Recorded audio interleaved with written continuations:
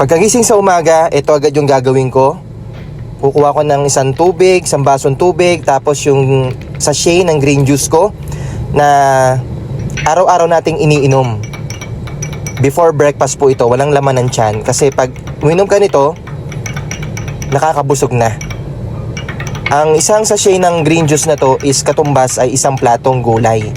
So kailangan, bago ko ihatid si Savia sa school niya, ay make sure na makainom ako ng green juice na to para buong araw akong mataas ang energy at hindi mapagod.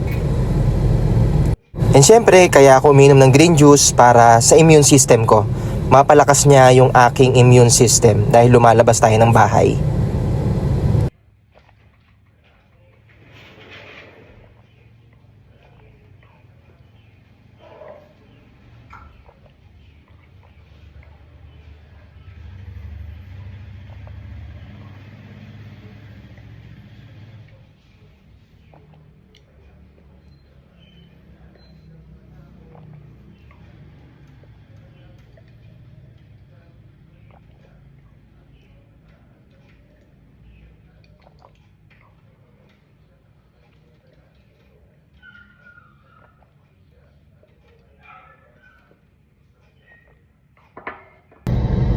It's day 3. Nandito na kami ngayon sa school ng anak ko na si Savia.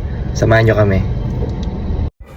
Habang naghihintay tayo kay Savia, magda-dropshipping muna tayo. So, kailangan mo lang dito cellphone at internet.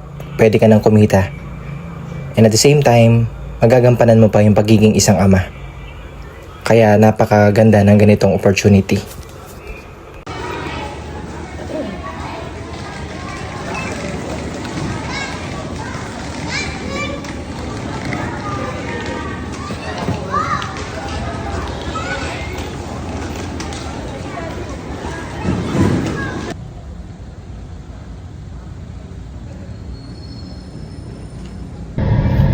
Ayan, nasundo ko na si Savia sa classroom niya. So pauwi na kami.